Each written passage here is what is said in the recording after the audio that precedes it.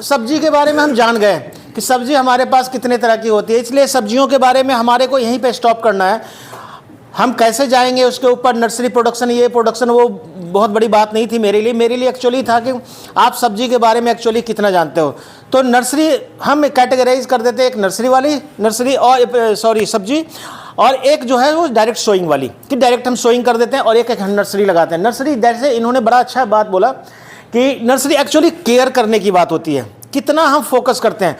किसी बच्चे को आप नर्सरी में तभी फोकस वो रखते हैं या कि जिसमें लुक आफ्टर ज़्यादा हो सके, बहुत बढ़िया तरीके से लुक आफ्टर हो, मतलब उसमें किसी तरह की कमी ना हो, है ना। बच्चा कुछ भी अगर हरकतें कर रहा है, कुछ भी कर रहा है, उसको हर समय विजिलेंट रहना, दिस इज कॉल्ड नर्सरी। कि अगर जरा सा भी उसको सुस्ती आ रही है, नर्सरी का प्लांट है, तो हमें केयरफुल रहना है कि इसी स्टेज में हमको जिंदा रखना। दूसरी बात, हमारे पास सीड रेट, अगर एक कनाल टमाटर लगाना है तो अगर कोई बोल दे 8 ग्राम सीड लो, और एक कनाल में हमने मटर लगाना है तो 5 किलो सीड ले। कोई भी बंदा को अगर बोलो कि टमाटर लगा ले करके लगा दे, और कोई भी बंदे को अगर आप बोलोगे कि मटर लगा दे, मटर तो अनजाना आदमी भी छिट्टा लगा देगा तो हो जाएगा, बट टमाटर का 8 ग्राम का सीड को कैसे हैंडल करेगा वो। तो that is the best way, you have to go for nursery production. तब हम नर्सरी में करते हैं। आज जहां हम नर्सरी की बात करते हैं कि जब हम नर्सरी में जाते हैं तो उसका मेन हमारा फोकस होता है कि एक पर्टिकुलर टाइम तक हम नर्सरी को मतलब पौधे की इतनी अच्छी देखभाल कर लें कि बाद में अगर उसका लुक आफ्टर थोड़ा सा कम भी हो जाए तो वो अपने आप संभल जाएगा। This is the main purpose. दूसरा, कॉस्ट ऑफ प्रोडक्शन को कम करना। तीसरा, हमारा जो मेन फोकस होता है कि डिजीज और इंसेक्ट पेस्ट मैनेजमेंट, जो सबसे ज़्यादा बच्चों को लगता है, वो बच्चों को वो प्रॉब्लम ना हो, मतलब वो नर्सरी वाले को इतना ज़्यादा केयर रखें कि वो डिजीज़ से बहुत ही दूर रहे।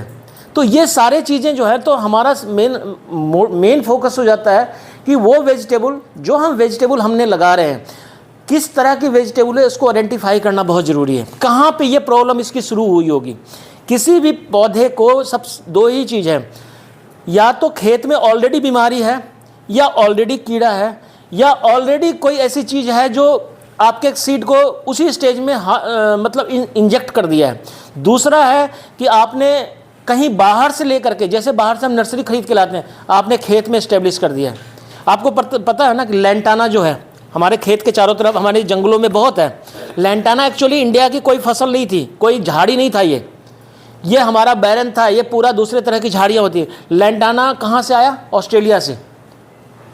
ऑस्ट्रेलिया से जब कनक को हमको इंपोर्ट किया, उसके साथ उसका बीज मिल करके आया, फिर यहाँ पर फैलते फैलते फैलते आजकल क्या बोलते हैं उसको, कौन सी बूटी बोलते हैं? पंचफूली। कितना फैल गया कि उसको कंट्रोल करना मुश्किल हो गया, और जिसका कोई यूज़ नहीं है, ना मेडिसिनल बहुत ज़्यादा यूज़ है, ना वैसे हमारा यूज़ है। कोई काटना भी पसंद नहीं करता है। कई लोग तो ऑर्नामेंटल यूज़ करते हैं। चलो आप चले जाओ हिमाचल से नीचे चले जाएंगे तो बहुत जगह लोग इसके पौधे बना बना के भी बेचते हैं, क्योंकि चूँकि फ्लावरिंग ऐसी आती है। लेकिन एक्चुअली में लैंटाना तो हमारे लिए बहुत बड़ा बोझ हो गया। बहुत सारा पेस्टिसाइड इसको कंट्रोल करने में यूज़ हो रहा है। आजकल ग्लाइफोसेट है, पैराक्वेट है, ग्रामेक्सोन है, क्या है, सब कुछ उसी के लिए कर रहे हैं। तो ये चीज़ें हैं कि वेजिटेबल के बारे में तभी मैंने बोला कि अर्ली स्टेज में जो हमें समझ जाए, जो बीज है that is the basic thing.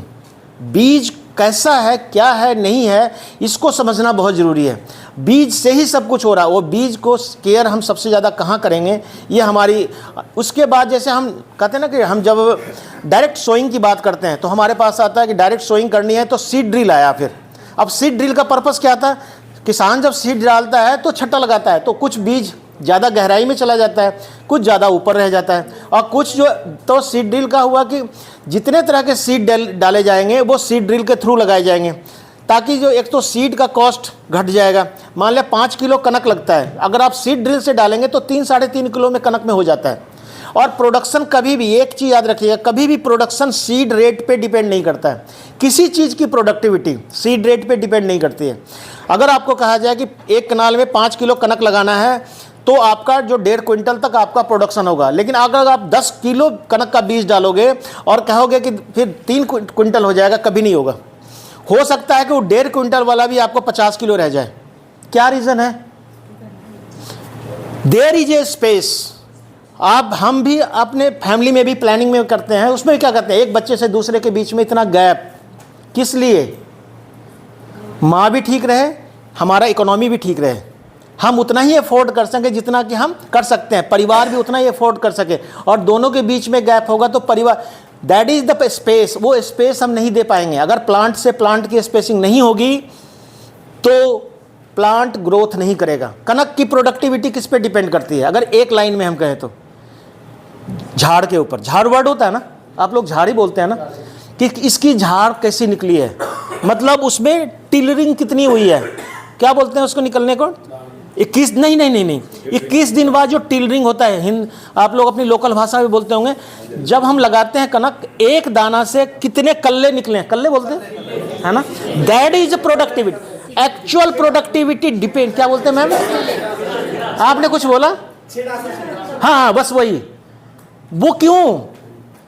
हम कहते हैं कि आप खेत में जाओ, कनक लगा दो, और जब तक 21 दिन नहीं हो उसमें खेत में चलो, आप जितने ज़्यादा चलोगे उतने ज़्यादा कल्ले निकलेंगे। देखा है आपने? बहुत लोग तो उस पर रोलर चला देते हैं, वो चलाते हैं, बहुत जगह लोग करते हैं ऐसा, जहाँ प्रोफेशनल होता है, ताकि जितने ज़्यादा कल्ले निकलेंगे उतनी ज़्यादा प्रोडक्शन होगा। बस एक ही चीज़ यहाँ रखना, कभी भी सीड रेट से प्रोडक्शन नहीं बढ़ता है। प्रोडक्शन बढ़ाने के लिए आपको हर हालत में स्पेसिंग देना पड़ेगा। और इसीलिए प्याज कहते हैं कि मेरा प्याज इतना बड़ा, इनका प्याज इतना बड़ा। वो क्यों? हमारा लहसुन वही वैरायटी लगाई, इतना बड़ा लहसुन, अच्छा लहसुन निकला, हमारा लहसुन इतना छोटा, क्यों? This is the reason. हम स्पेसिंग नहीं देते हैं। जितना स्पेसिंग हमको देना चाहिए हम उसको फॉलो करते ही नहीं हैं। और ये जब तक आप किसी चीज़ से नहीं लगाओगे, आप देखना प्रोफेशनल जो टमाटर लगाने वाले हैं वो 1 मीटर पे टमाटर लगाते हैं। हम तो 60 सेंटीमीटर कहते हैं, वो भी नहीं लगाते लोग। यहाँ टमाटर और यहाँ टमाटर लगा देते हैं। प्याज जो लगाते हैं वो इतनी दूर पे लगाते हैं, ये डिस्टेंस होती है। मैं गांव में, मैंने बहुत सारा पिक भी रखा हुआ है, खैर चलो ये तो टॉपिक ही दूसरा है। इतना दूर पे पिक रखा हुआ है कि लोग इतने ही दूर पे लगाते हैं। फिर कहते हैं कि प्याज, अगर आपको बड़ा प्याज चाहिए तो देख लो ना, एक प्याज यहाँ चाहिए और एक प्याज यहाँ चाहिए, तब आपका ये जो प्याज होगा जो इस साइज का बनेगा। This is the reason. तो हम स्पेसिंग तो देते नहीं हैं। ये एग्रीकल्चर की बहुत बड़ी विडंबना है। तभी हम कहते हैं ना कि लोग उगाना सीख लेते हैं लेकिन लगाना नहीं सीखते। और वही प्रॉब्लम आती है कि हमें कहते हैं कि डॉक्टर साहब किस्म तो वही ले गए थे, उसका तो कनक इतना बढ़िया है, हमारा कनक। किसान को बोल दो 3 किलो यूरिया डालना एक कनाल में, वो डालेगा 5 किलो। कभी भी किसान ज़मीन से धोखा नहीं करता, वो सोचता है ज़्यादा डालने से ज़्यादा अच्छा होगा। और यही हमारे पेस्टिसाइड का है। तो अगला पॉइंट हम जो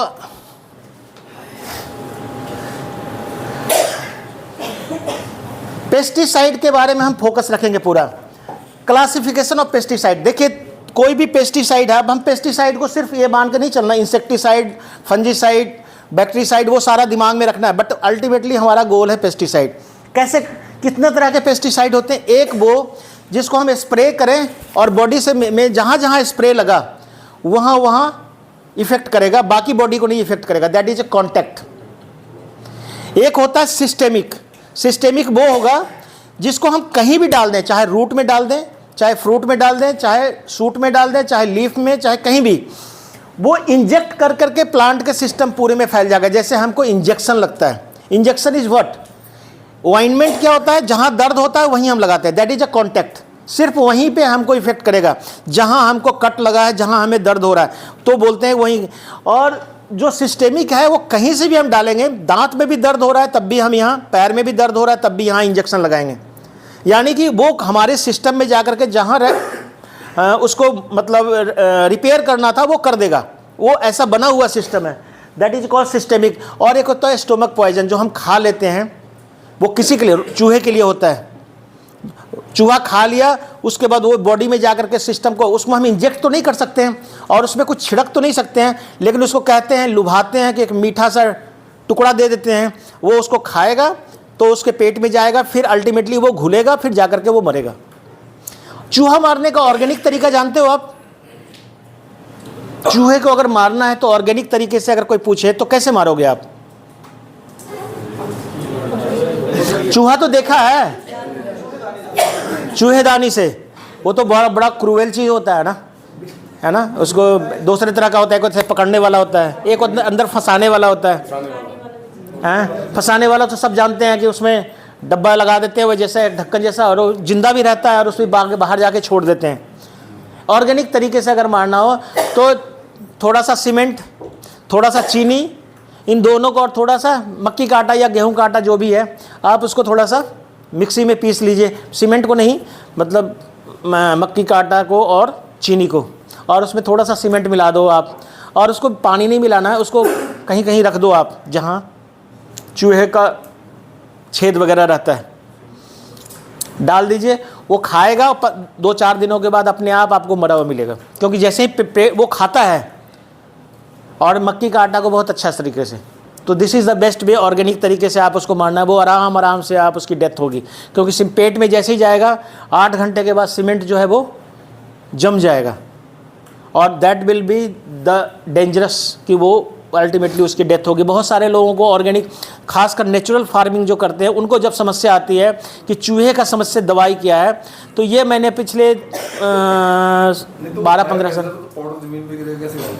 आपने कोई कागज़ पे रख दीजिए जहाँ छेद है, और वहाँ पे उसको रख दीजिए आप उस पाउडर को, दैट्स ऑल, बस। तीनों को मिक्स करना है, ड्राई, पानी नहीं मिलाना है, वो अपने आप, वो बहुत इजी तरीका है। आपको लगता है आप घर में भी कर सकते हो, इसमें बच्चा भी कोई खा ले तो कोई ऐसी दिक्कत नहीं आएगी, छू भी ले, जैसे होता है ना, दवाई में तो रिस्की होता है ना, आपने देखा होगा। रेशियो 1 चम्मच चीनी, 1 चम्मच मक्की का आटा, और आधा चम्मच करीब या 1 चम्मच आप सीमेंट, बस। तीनों 1:1 के रेशियो में। हाँ, इस बात ठीक ही है, जब तक आप रेशियो नहीं बताओगे तो नहीं चलेगा, ठीक है। तो ये होगा स्टमक पॉइजन। दूसरा, हम जो पेस्टिसाइड का डोज, हमारा फोकस है अधिक दवा फसल को नुकसान, कम दवा से कंट्रोल नहीं होगा, इसलिए हम किसान को ये भी बोलते हैं कि अगर आप, मैंने बोला आपको कि 1 ml पर लीटर के हिसाब से आपने दवाई डालनी है, मान लीजिए डायथेनियम 45 है, हमने बोला 2.5 ग्राम पर लीटर के हिसाब से आपने डालना है, और आपने 2 ग्राम डाला है, तो कम भी डालोगे तो उसकी जो इफ़िशेंसी है वो घट जाएगी, और इससे ज़्यादा भी डालोगे तो वेस्टेज ऑफ मनी है। वो 2.5 ग्राम, 2 से 2.5 ग्राम के बीच में ही अच्छा काम करता है। तो आपको ये समझना पड़ेगा कि पेस्टिसाइड ज़्यादा डालने से कभी भी, डॉक्टर बोलता है आधा टैबलेट लेना, तो हम तोड़ते हैं फिर आधा टैबलेट लेते हैं। दैट इज़ द रीज़न कि अगर हमको आधा में को डाइजेस्ट करने में बॉडी को कितना टाइम लगेगा, तब डॉक्टर बोलता है। ये नहीं कि 4 पैरासीटामोल खा लो, ऐसा कभी नहीं बोलता डॉक्टर। डोज जो है वो बड़ा स्पेसिफिक चीज़ है, ये आदमी को के ऊपर मतलब बीतता है ना, जिसको बोलते हैं, तो आदमी सीख जाता है। प्लांट के ऊपर बीतता है, प्लांट के बारे में कोई नहीं जानता।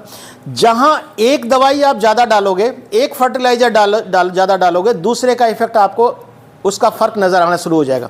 जैसे अगर आप सल्फर नहीं डालेंगे तो नाइट्रोजन कितना भी डाल लो कोई फ़र्क नहीं पड़ेगा।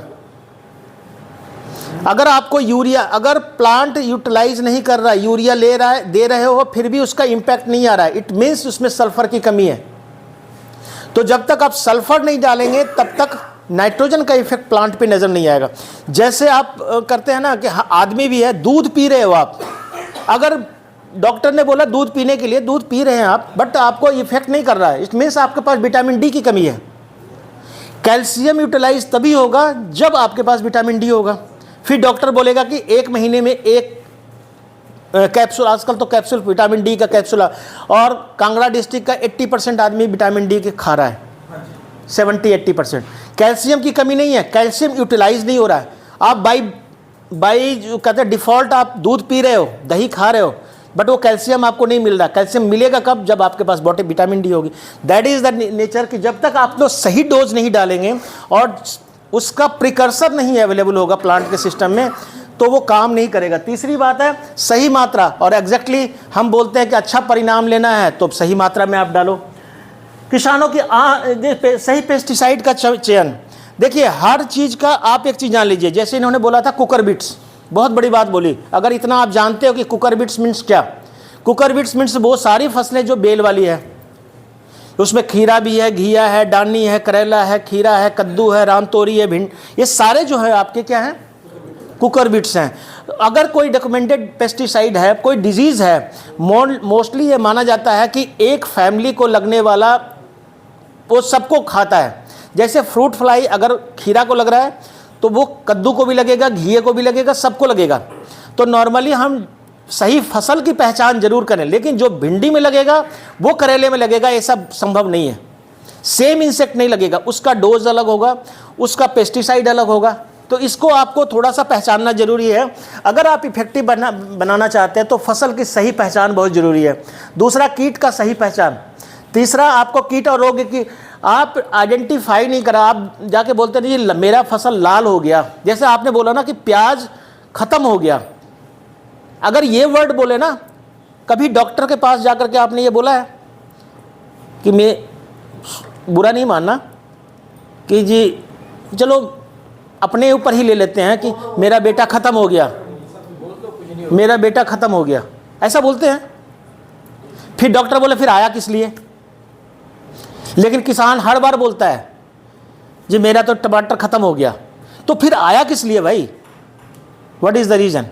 मतलब वो कह रहा है कि अभी भी आप इसको जिंदा कर दो, और दिस इज़ इम्पॉसिबल। कोई भी लिविंग चीज़ एक बार जब मर गया तो वो जिंदा नहीं हो सकता। उसको जिंदा करना, अगर उसमें जान है तो उसमें जान दी जा सकती है, और ये सिर्फ होता है किसमें?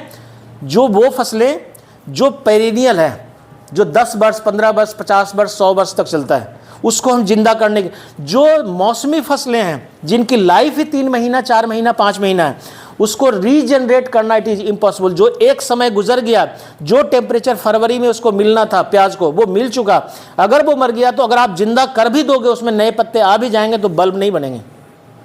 इसलिए एग्रीकल्चर में टेक द एक्शन बिफोर, वो बीमारी आने से पहले you have to be alert कि वो बीमारी इसी समय आती है। और ये इसमें मैंने बोला है कि प्याज की ये बीमारी 15 फरवरी से 15 मार्च के बीच में आती है।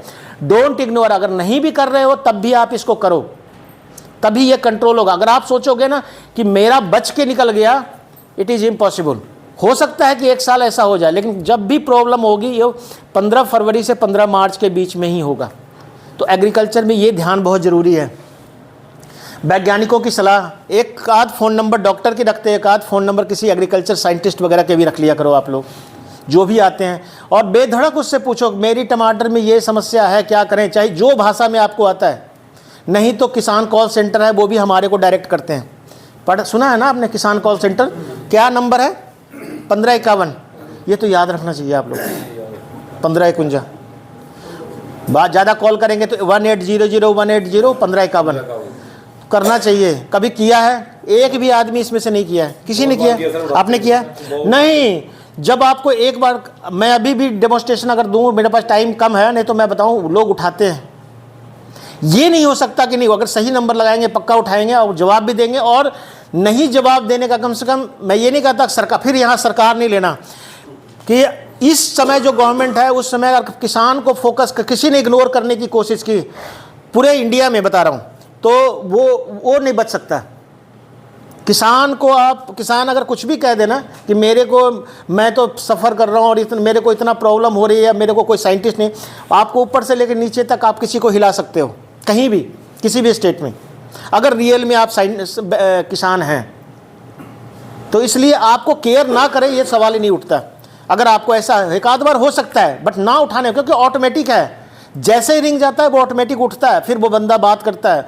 नहीं तो वहाँ कॉल ना, सारे डिटेल होते हैं, क्यों, कौन आदमी है जो इसको नहीं उठाया, सबकी रिस्पॉन्सिबिलिटी है।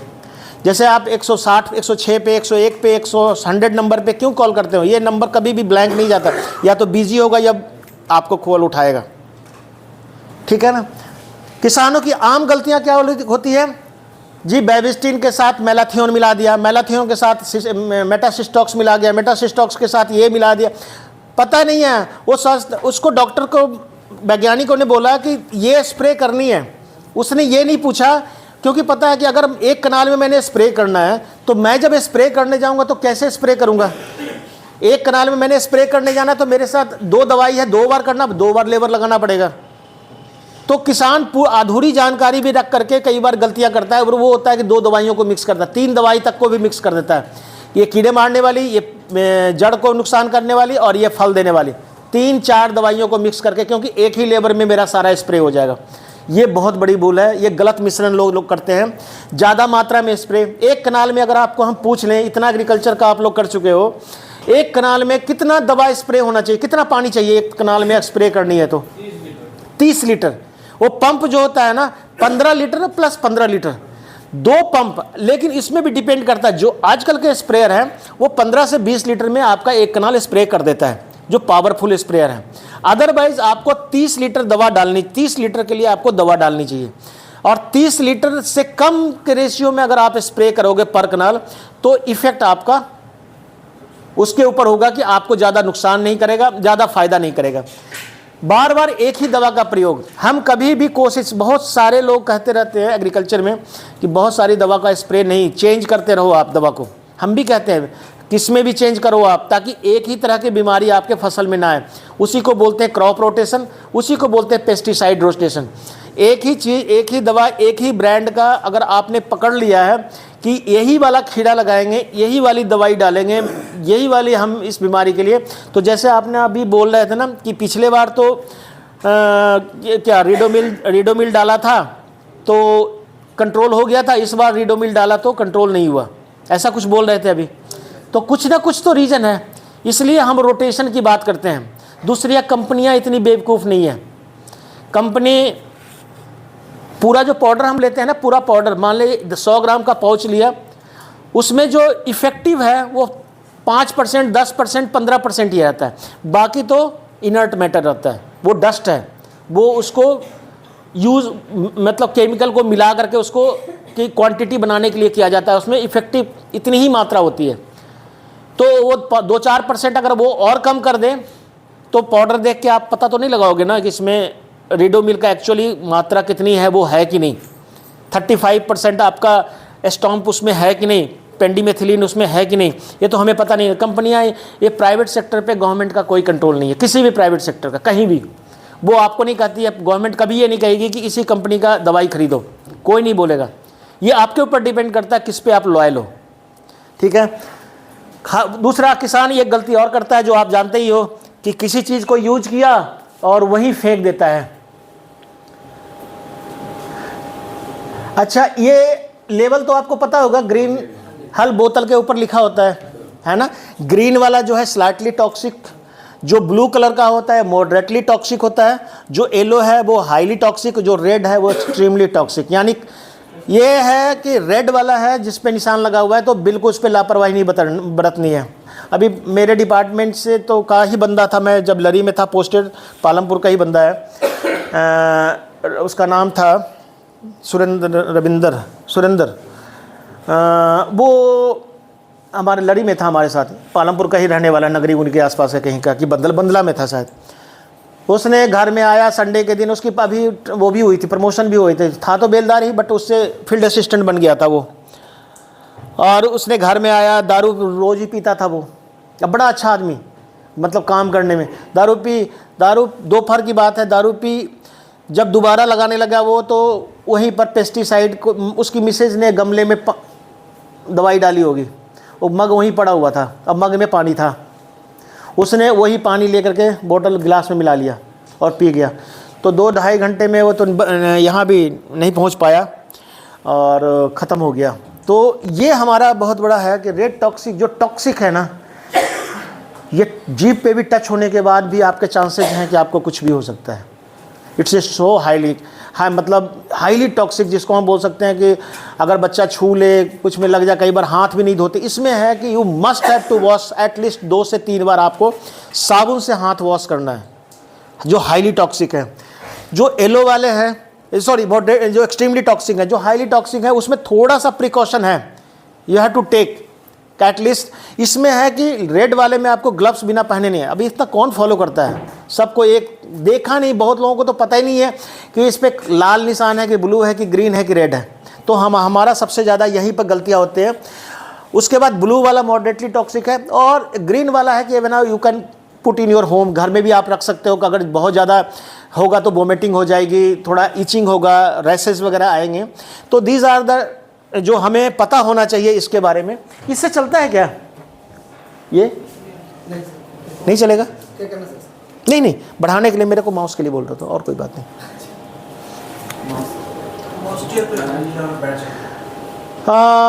ये तो उतनी ज़रूरी नहीं है। दूसरा है पेस्टिसाइड एप्लीकेशन मेथड। कैसे हम पेस्टिसाइड को एप्लीकेशन करते हैं? कोई भी दवाई को डालने के लिए या तो हम सीड ट्रीटमेंट करते हैं, जैसे यहाँ कर रहे हैं। सीड ट्रीटमेंट समझते हैं आप लोग? बीज का उपचार, बीज को कैसे उपचारित करना है, ठीक है ना। बीज को कैसे उपचारित करना है, बीज को कोटिंग करना है।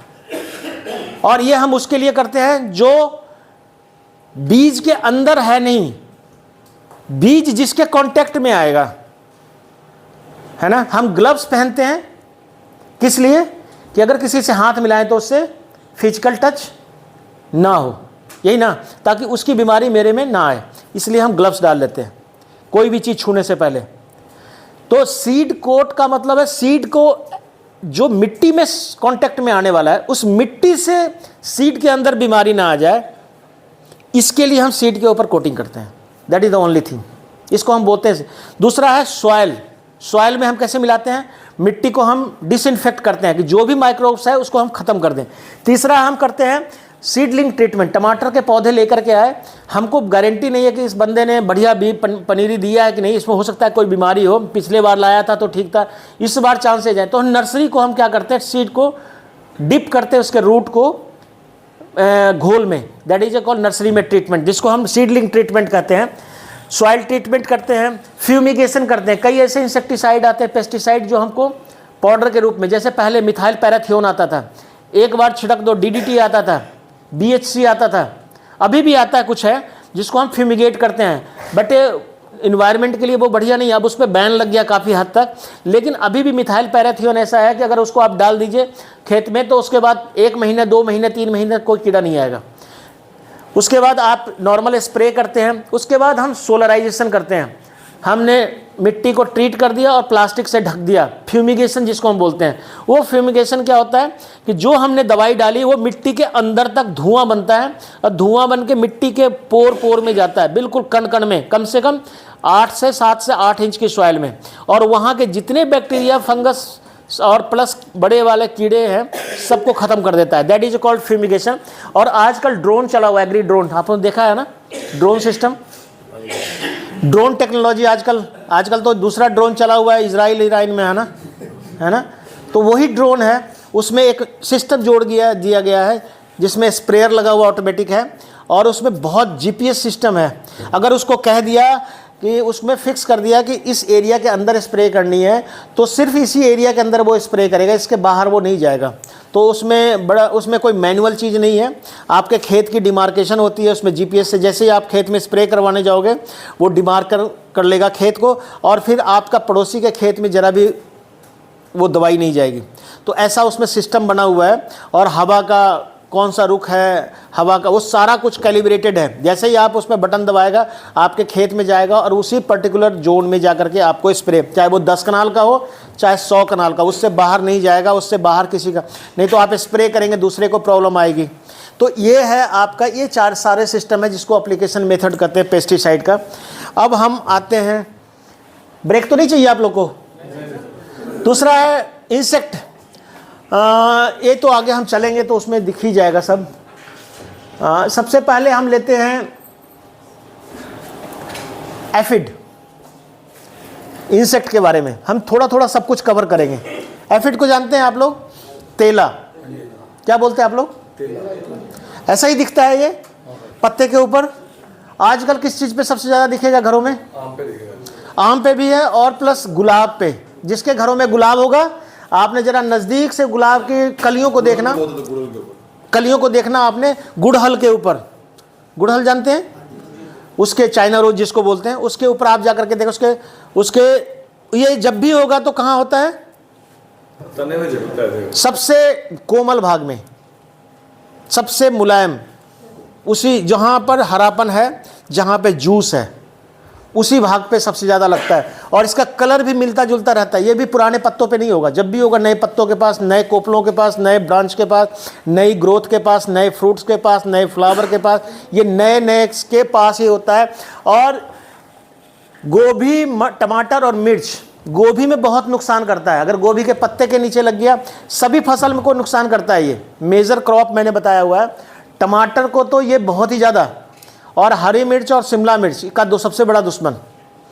ये जब लगता है तो और कीड़े को, एक चीज़ जान लीजिएगा, बीमारी आती है पहले कि कीड़ा आता है पहले?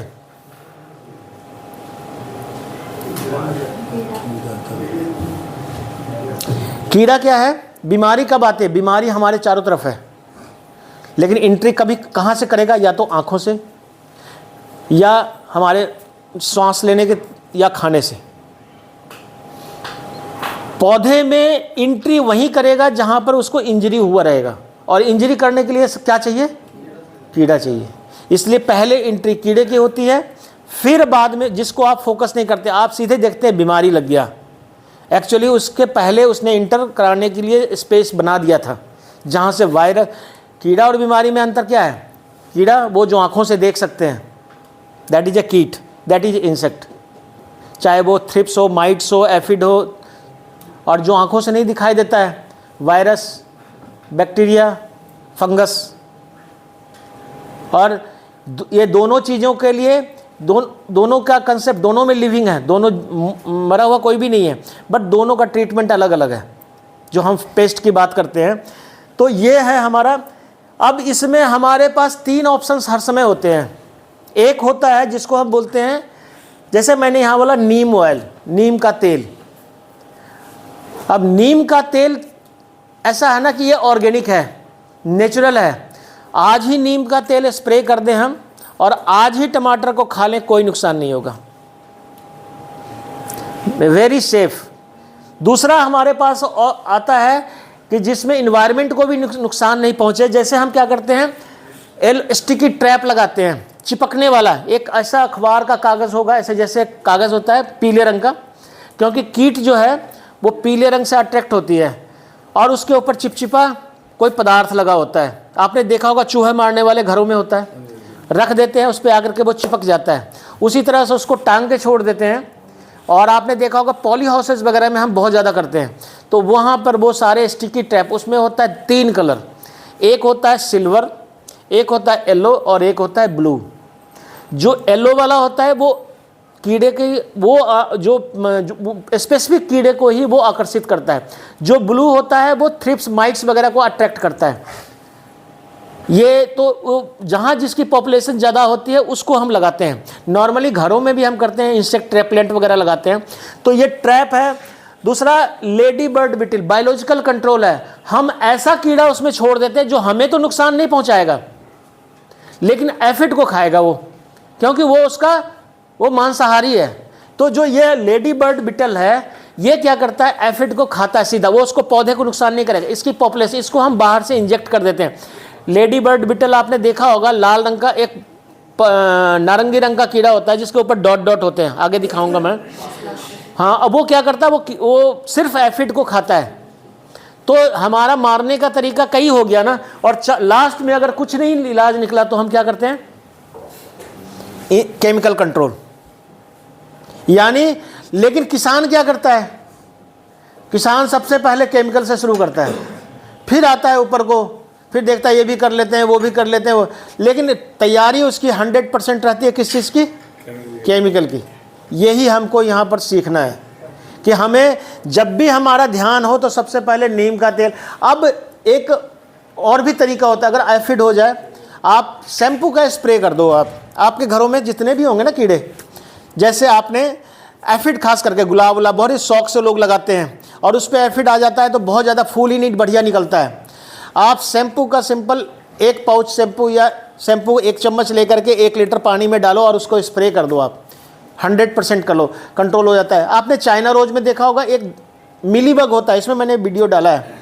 मिलीबग होता है सफ़ेद रंग का, जो पत्तों के नीचे रहता है। आपने बहुत इस सभी पौधों में होता है, भिंडी में बहुत ज़्यादा हो जाता है, टमाटर में बहुत होता है, बैंगन में भी होता है।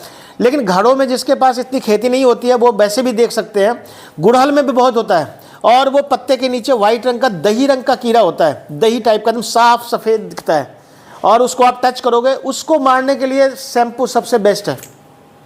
शैम्पू से आप अगर स्प्रे कर देते हैं। उसके अलावा आपने क्या बोलते हैं, खाने वाला सोडा, ये और भी बेस्ट है। खाने वाला सोडा से आप स्प्रे करो आप, ठीक है। तो ये तो हो गया एफिड, ये सभी कीड़ों को आपको नुकसान करता है। उसके अलावा आपका वाइट फ्लाई, वाइट फ्लाई देखा है आपने, वाइट फ्लाई सफ़ेद रंग का कीड़ा होता है। देखिए एक चीज़ जान लीजिएगा, वो जो कीड़ा था वो रस चूसता था, ये भी रस चूसता है। ये जहाँ जहाँ सक्किंग मच्छर की तरह इंजेक्ट करता है, रस निकालता है, इसी के समय में वायरस, बैक्टीरिया और फंगस को अंदर डाल देता है। दिस इज, तो ये जितना देखने में सफ़ेद है इतना इसका काम, ये जितने भी पेस्टिसाइड स्प्रे होते हैं उसमें बहुत बड़ा रोल इसका है। इसको वाइट फ्लाई को कंट्रोल करना सबसे टफ काम है। ये पॉली हाउस में भी होता है, ओपन में भी होता है, और जहाँ पत्ते के नीचे होता है ये सफ़ेद रंग का, और जहाँ भी होगा ये वहाँ वायरस पक्का ही पहुँच जाएगा। इसलिए अगर वाइट फ्लाई, जैसे कहते हैं ना, कई लोग लोकल भाषा में बोलते हैं कि मच्छर बहुत है हमारे खेत में, दिस इज दैट। इसके लिए भी टमाटर, बैंगन, भिंडी, सभी, वैसे तो जितने वेजिटेबल्स हैं सब में ये है। अगर मैनेजमेंट की बात करें इसमें तो येलो ट्रैप जो मैंने आपको बताया, नीम का पेस्टिसाइड और इमिडाक्लोप्रिड वगैरह तो है। इंसेक्टिसाइड तो मैंने ज़्यादा लिखा नहीं है, इसलिए नहीं लिखा है कि ये बहुत ज़्यादा, अगर किसी को पूछना होगा तो खुद ही फ़ोन करके पूछेगा, अदरवाइज़ बहुत सारा इसमें 2-3 पेस्टिसाइड है। But imidacloprid is very good, अगर आप इसका स्प्रे कर देते हो तो वाइट फ्लाई ख़त्म होता है। इसके अलावा एसिटामेप्रिड आता है, वो भी बहुत बढ़िया काम करता है। तो ये सारे केमिकल्स हैं जिसको वाइट फ्लाई अगर जहाँ भी है तो you have to be risk for कि बहुत बड़ा डिवास्टेटिंग डैमेज आपको होने वाला है जहाँ वाइट फ्लाई ज़्यादा दिख गया इसकी पॉपुलेशन। तो ये पॉली हाउस वालों के लिए बहुत बड़ा एक कह सकते हैं कि अलार्मिंग सिचुएशन होता है। उसके अलावा आता है थ्रिप्स। थ्रिप्स जानते हैं, प्याज में भी लगता है, लहसुन में भी लगता है। और इसका प्याज का निशानी क्या है? जब प्याज के पत्ते टेढ़े होने लगे या टेढ़े मेढ़े, आपने देखना लहसुन का पत्ता होने लगे, आप देखो ना, एक नॉर्मल ग्रोथ और एक टेढ़ा मेढ़ा होना, तो आप समझ लो कि इसमें थ्रिप्स का अटैक हो गया। दिखता ही नहीं है नंगे आंखों से। इसको देखने के लिए आपको या तो उसके पत्ते तोड़िए और वाइट कागज़ पे आप इसको थोड़ा थोड़ा वो टच करोगे ना, तो हो सकता है इसके कीड़े आपको वाइट कागज़ पे दिखाई दें। बहुत छोटा कीड़ा है, बहुत साफ दिखता है, यहाँ तो बहुत मैग्नीफाइंग करके दिखाया गया है। और ये सबसे ज़्यादा नुकसान शिमला मिर्च जो खास करके पॉली हाउस में लगाते हैं उनके लिए बहुत ही ज़्यादा प्रॉब्लम क्रिएट करता है। और यहाँ मैंने आपको बोला था ब्लू स्टिकी ट्रैप, यहाँ पर येलो लगाएंगे तो कोई फ़ायदा नहीं होगा, लेकिन ब्लू और सिल्वर कलर का मल्च अगर आप लगाते हैं तो ये बहुत बढ़िया काम करता है। इसके अलावा इसमें कहते ना कि अगर आपको थ्रिप्स आ गया तो टोटल लॉस है अगर आपने कंट्रोल नहीं किया। ये ऐसा कीड़ा है। और स्पाइनोसाइड इसमें बहुत बढ़िया काम करता है। इसका मैंने प्रोडक्ट का नाम नहीं लिखा है, जैसे अग्नि है, ये है, वो है, बहुत सारे मिसाइल करके है, पता नहीं रॉकेट है, आप दुकानों में जानोगे तो वो हमारे को ब्रांड तो हम यहाँ नहीं लिख सकते हैं। वी आर पुटिंग ओनली जो इसका ट्रेड नेम है ना। दो नाम होता है ना, केमिकल नेम होता है, एक कॉमन नेम होता है। कॉमन नेम होता है जो सब जगह चलता है ना, उस पर कोई, उसको बताने में हमारे को कोई दिक्कत नहीं है। लेकिन हम ट्रेड नेम हम किसी का नहीं बता सकते हैं जो जिस कंपनियों का होता है, जैसे मैंने आपको बताया। तो ये है आपका थ्रिप्स। देखा है आपने कभी शिमला मिर्च में, खास करके आपने घर में भी मिर्च लगाते हैं ना, बुढ़र पड़ते हैं ना, इकट्ठे होते हैं, पत्ते इकट्ठे होने लगते हैं। दैट इज़ द रीज़न कि उसमें थ्रिप्स का अटैक हो चुका है। और थ्रिप्स के अटैक होने के बाद ही वायरस का अटैक होता है मोस्टली। बिल्कुल, मिर्च में तो मैं बता ही रहा हूँ, शिमला मिर्च, हरी मिर्च। ये हो गया फ्रूट बोरर, फल के अंदर छेद करने वाला, ठीक है ना। ये जो आपने देखा टमाटर में, खास करके बैंगन में देखा होगा आपने, है ना, बोरर जो कीड़े को अंदर तक वो करता है, डैमेज करता है। और ये वाला जो स्टेज है that is A larval stage. Larva जो खाने वाला स्टेज है। कीड़े का 4 स्टेज होता है, पता होगा आप लोगों को, पढ़ाया भी होगा, है ना। पहले वयस्क हो जाता है, फिर अंडा देती है, फिर लार्वा होता है, प्यूपा होता है, एडल्ट होता है। जो खाने वाला स्टेज होता है वो होता है लार्वा, जो इल्ली बोलते हैं इसको आप, जिसको आप और क्या बोलते हो आप लोग, सुंडी, दैट इज। तो वो ये वाला स्टेज है, ये भूखा स्टेज है। और बाद में इसके बाद सुस्ती आ जाती है, that is a pupal stage. और फिर अल्टीमेटली वो एडल्ट हो जाता है। तो दिस इज द, इसमें भी हम फेरोमोन ट्रैप का यूज़ करते हैं। ट्रैप को हम, इसका जो एडल्ट है ना, हम इसको मारने की कोशिश ना करके इसके एडल्ट को मारने की कोशिश करते हैं। ट्रैप का मतलब है कि उन चीज़ों को मारना जिससे ये अपनी पॉपुलेशन को आगे ना बढ़ा सके, that is the called trap. तो हाँ, काम करता है। एडल्ट को हमने पकड़ना है, इसको नहीं, इसको नहीं। यहाँ मैं वही बोल रहा हूँ, इसको हमने, इसके लिए आपको या तो हाइजीन करना पड़ेगा या पेस्टिसाइड डालना पड़ेगा कि ये खाने वाले स्टेज को, क्योंकि इसकी आदत है खाने की, इसको रोक नहीं सकते, या तो मर जाएगा लेकिन खाता ही रहेगा। तो जब तक ये जिंदा 1 दिन 2 दिन जो भी लाइफ इसकी होती है, उसके बीच में आपको इसका क्या बोलते हैं, इसके फीडिंग हैबिट के अनुसार इस पे इंसेक्टिसाइड का स्प्रे करना पड़ता है। लेकिन ट्रैप ऐसा है कि परमानेंट कंट्रोल है। आपने सुना होगा फ्रूट फ्लाई, हाँ आगे चलेंगे तब उसमें बताएं। उसको कंट्रोल करने के लिए फ्रूट फ्लाई, तो हम कहते हैं कि फ्रूट फ्लाई तब मत लगाओ जब आपके घिये लगने लगे, खीरा लगने लगे, करेला लगने लगे। ये तब लगाओ जब आपका ऑलरेडी आपने खेत में इसको लगा दिया और जाल पे फैलने वाला है, उसी स्टेज में आपको इसको लगाना है, ताकि जितने फ्रूट फ्लाई के मेल हैं उसको अट्रैक्ट करके ख़त्म कर देना है। फीमेल इसमें ख़त्म नहीं होता, ये भी याद रखना। कभी भी ट्रैप में फीमेल नहीं आती है, जब भी आएगा मेल ही आएगा। फीमेल कैसे मारेगा? फीमेल जब मेल नहीं होगा तो पॉपुलेशन आगे नहीं बढ़ाएगा। That's only concept. ये एक्चुअली क्या है ना, आप इसको गलत तरीके से मत लो। Pheromones it is a perfume. आप समझ रहे हैं? चीज़ों को जानना बहुत ज़रूरी है, नहीं जानना भी बेवकूफ़ी है। जैसे हम परफ्यूम लगाते हैं, किसी को बहुत ज़्यादा पसंद आता है, आ गया क्या रमेश ऐसा बोल सकता है, क्योंकि उसको पता है कि ये परफ्यूम वही लगाता है। That is the reason. जो परफ्यूम है वो एक नेचुरल फेनोमेना है जो फीमेल छोड़ती है, और वो गंध जब फैलता है तो मेल को पता लग जाता है कि यहाँ पे फीमेल है और वो वहाँ आता है। That is a pheromone.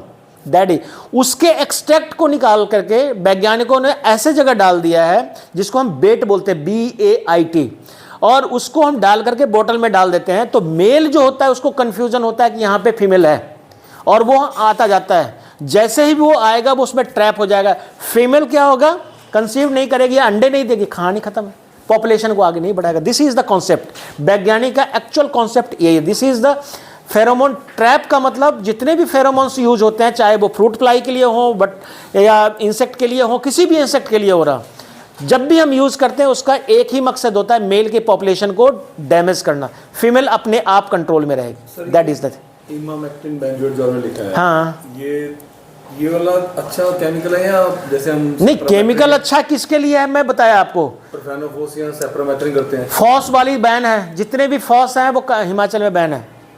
एक क्लोरोपाइरीफॉस ही बचा हुआ है, अदरवाइज जितने भी थे मोनोक्रोटोफॉस, ये फॉस, डाइक्लोरोबॉस सब बैन है यहाँ पे।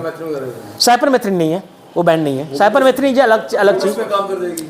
नहीं, देखो दवाई क्या काम करेगी ये मैं यहाँ बताने नहीं आया हूँ, ये मेरी गारंटी है। लेकिन ये जो बता रहा हूँ ये एक्सट्रीम है। जब एक्सट्रीम हो जाए तो आप शुरुआत तो सबसे कम टॉक्सिक से करो और फिर हायर की तरफ जाओ।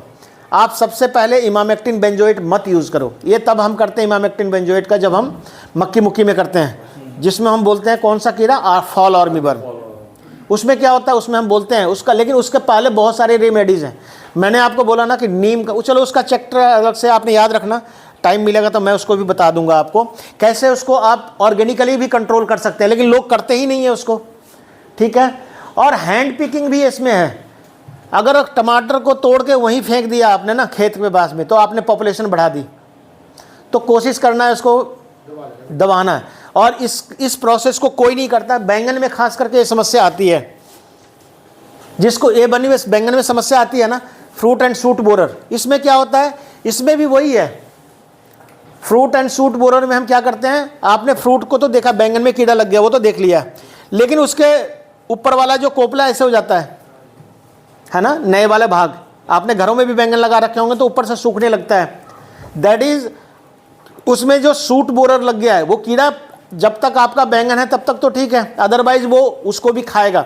उसके बीच वाला जो बिल्कुल सॉफ्ट पोर्शन होता है तने के बीच का, और ऊपर वाला पोर्शन उसी में रहेगा वो। तो दिस इज द रीजन कि हम फ्रूट एंड शूट बोरर को, और ये कीड़ा ऐसा, ये भी सब लार्वल स्टेज है, एडल्ट स्टेज आपको कहीं नहीं दिखेगा।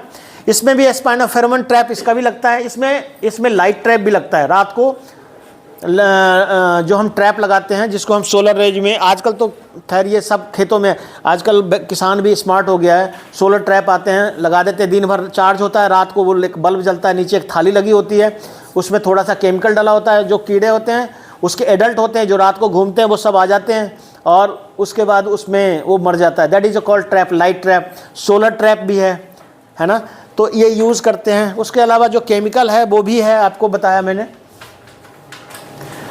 ये है आपका फ्रूट फ्लाई, ज़्यादातर हम यूज़ करते हैं देखा होगा फ्रूट फ्लाई मक्खी की तरह ही होता है, बट ये डंक मारता है, जहाँ डंक लगाएगा वहाँ क्या करेगा, ये वहीं से डैमेज होगा, वहाँ से फल टेढ़ा हो जाएगा या सड़ जाएगा, नॉर्मली आपने देखा होगा। और ये किसी भी स्टेज में कर सकता है, from very small fruit to, जब तक वो पूरा डेवलप ना हो जाए, किसी भी स्टेज में ये डैमेज कर सकता है। और फ्रूट फ्लाई को कंट्रोल करना, इसके कंट्रोल कर, मैंने बोला ना, अगर रियली में आज के डेट में सबसे ज़्यादा ऑर्गेनिकली कंट्रोल, नेचुरली कंट्रोल अगर किया जा रहा है ट्रैप से, तो this one insect, this is the best example. पूरे हिमाचल में ऊना डिस्ट्रिक्ट में जो बरसात में वो लगता है ना, घिया, डांडी, करेला, खीरा, कुकरबिट्स, उसमें आप 90% किसान इसको यूज़ करता है, क्योंकि ये जब तक पौधा है फलेगा तब तक इसका अटैक रहेगा। तो अब सारा किसान 1.5 महीने 2 महीने के लिए एक बार इसको ज़रूर लगा देते हैं, छोड़ देते हैं, फिर 2 महीने के बाद इसको चेंज करते हैं, बाइट को, बेट जो होते हैं, और उसको चेंज करके फिर लगा देते हैं। तो जब तक ये लगा होता है एक भी फ्रूट का डैमेज नहीं होता है। तो this is the one of the best, जिसको हम बोलते हैं ट्रैप, जो यूजिनॉल, मिथाइल यूजिनॉल एक केमिकल होता है जिसका गंध वैसा ही होता है जो, और वो जो बना हुआ प्लाईवुड का लकड़ी देखा होगा आपने, वो डिप किया हुआ होता है, उसको बोतल के अंदर हम लटका देते हैं, दैट इज़ अ बेट, और उसमें यूजिनॉल, मिथाइल यूजिनॉल का ऐसा मतलब फ्रेगरेंस होता है कि वो मेल को अट्रैक्ट करता है। This is the called. बाकी मैलाथियन बेट भी आता है, गुड़ के साथ मैलाथियन को जो हमें स्प्रे करते हैं, गुड़ जब आप डालोगे ना, जैसे आप गुड़ का स्प्रे कर दो आप पौधों के ऊपर, घिया, डांडी, करेला, तो सारे फ्रूट फ्लाई आपके आ जाएंगे।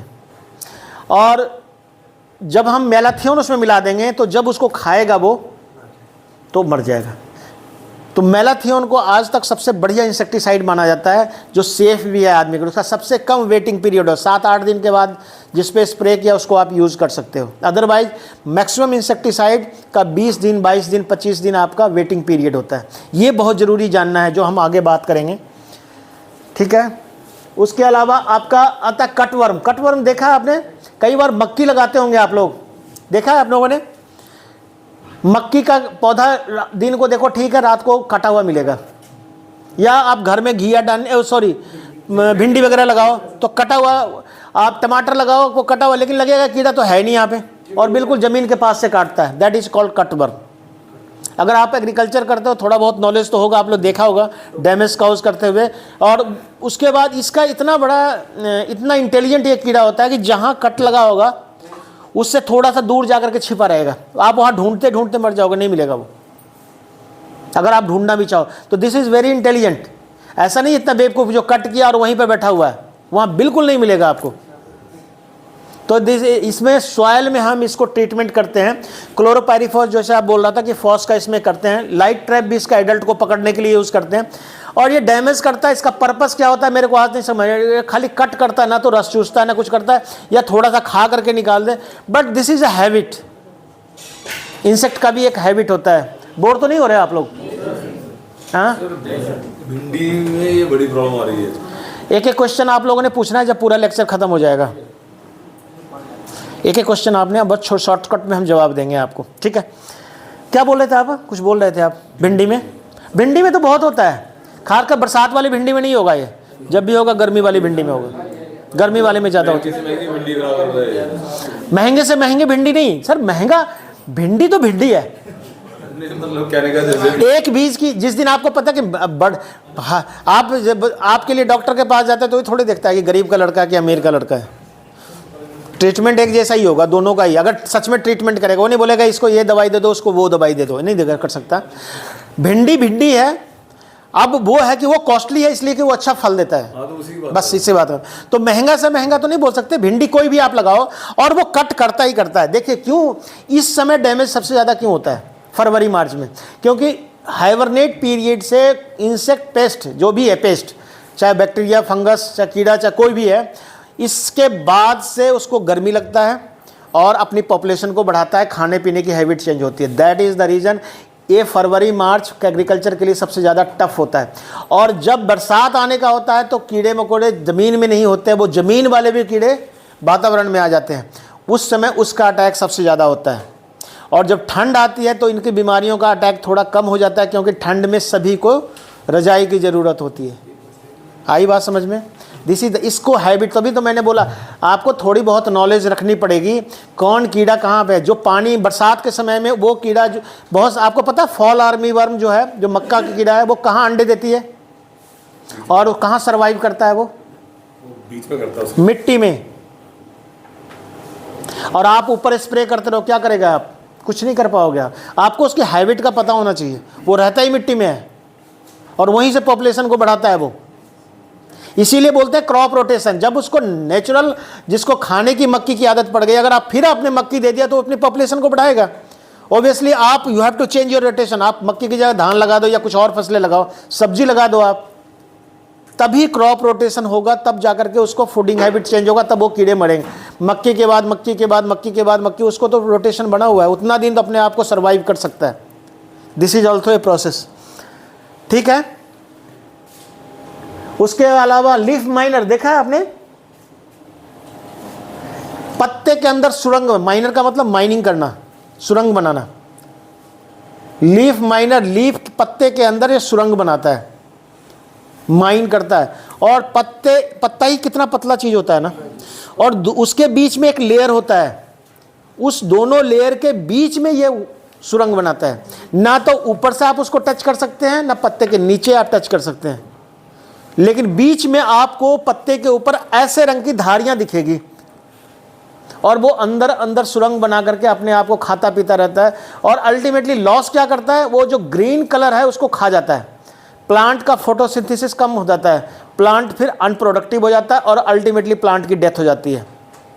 इसलिए लीफ माइनर बहुत ही डेंजरस है। जितना बड़ा दिख रहा है इतना बड़ा होता नहीं है। आप इसको एक अनुभव कर सकते हैं टमाटर, बैंगन, शिमला मिर्च वगैरह के पौधे के ऊपर या खीरा के ऊपर बड़ा विजिलेंट होता है कि आप एक सुरंग जैसा कुछ, या मटर के, आजकल मटर के पौधे पे भी लिखेगा आपको पत्ते के ऊपर सुरंग जैसी बनी हुई, that is a leaf miner, ठीक है। अबामेक्टिन बेंजोएट इसमें भी काम करता है, बड़ा अच्छा।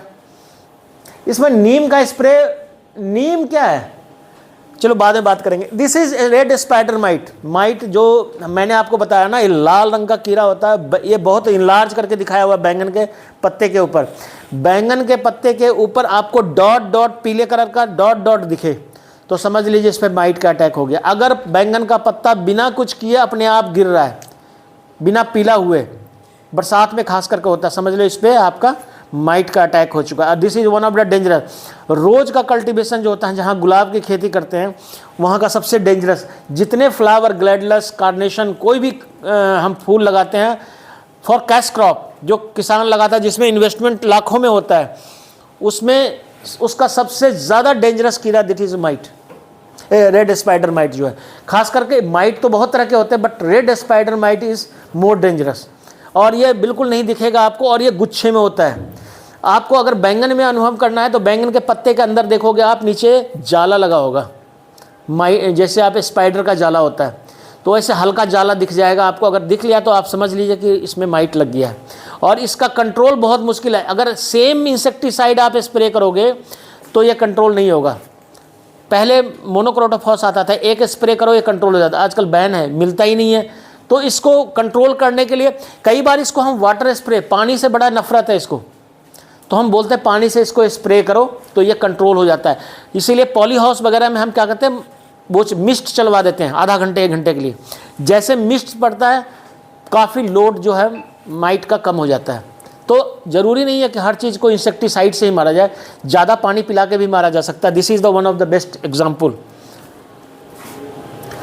उसके अलावा आपका रेड फ्ली बिटिल है, खास करके आपने बैंगन मुगन, खीरा, ककड़ी वगैरह में तो बहुत ज़्यादा देखा होगा ये।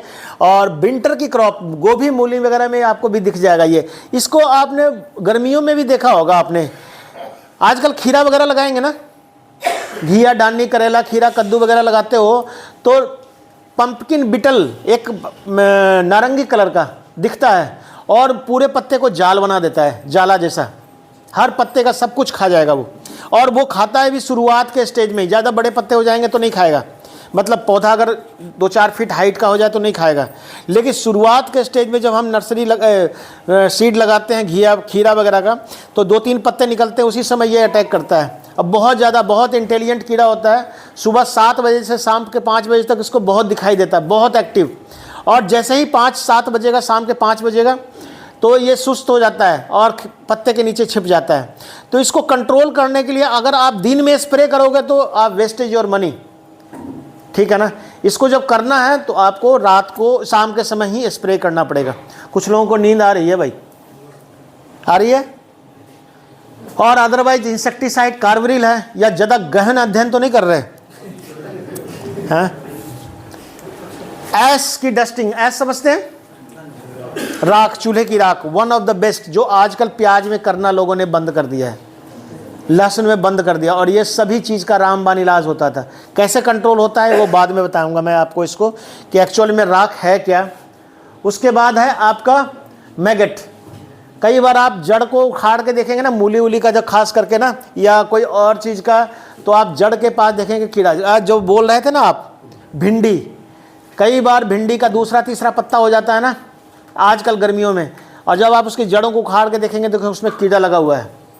और जब आप भिंडी का बीज लगाते हैं, उसका गिरी जब मुलायम हो जाता है, जब उसमें पानी सोख लेता है, जब मुलायम हो जाता है, तो उसमें उसको जो छेद करने वाला, उस बीज का जो नुकसान करने वाला, ये मैगेट सबसे ज़्यादा होता है। और इसकी बड़ी वाली मक्खी होती है, ये अंडे मिट्टी के अंदर देती है और उसी के समय मैगेट्स निकलता है और वो सबसे पहले खाने के लिए ढूंढता है। और ये जो फरवरी का महीना, ये सबसे ज़्यादा हार्मफुल है इसके लिए। इसमें भी आप सॉइल ट्रीटमेंट वगैरह दिया हुआ है।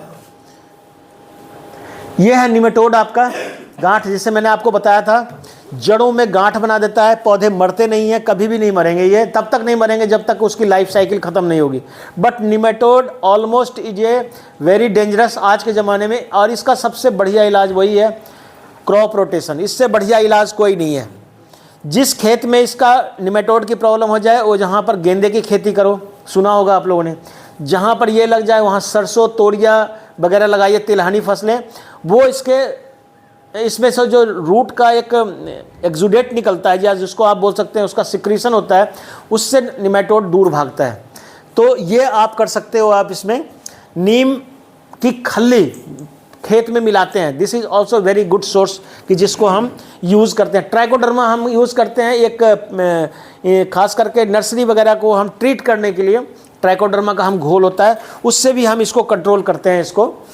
और मैंने आपको बोला ना कि पौधों का रुकना, पौधे ये बैंगन, टमाटर, शिमला मिर्च, पॉलीहाउस का सबसे डेंजरस, बाकी को कंट्रोल कर सकते हैं। इसका ये जब हो जाता है ना, तो उसके बाद मिट्टी ही बदलनी पड़ती है 8 इंच का। बहुत सारे पॉलीहाउस में ऐसा हो, जब मिट्टी बदल, या फिर आपको प्रोडक्शन टेक्निक को दूसरा फॉलो करना पड़ता है।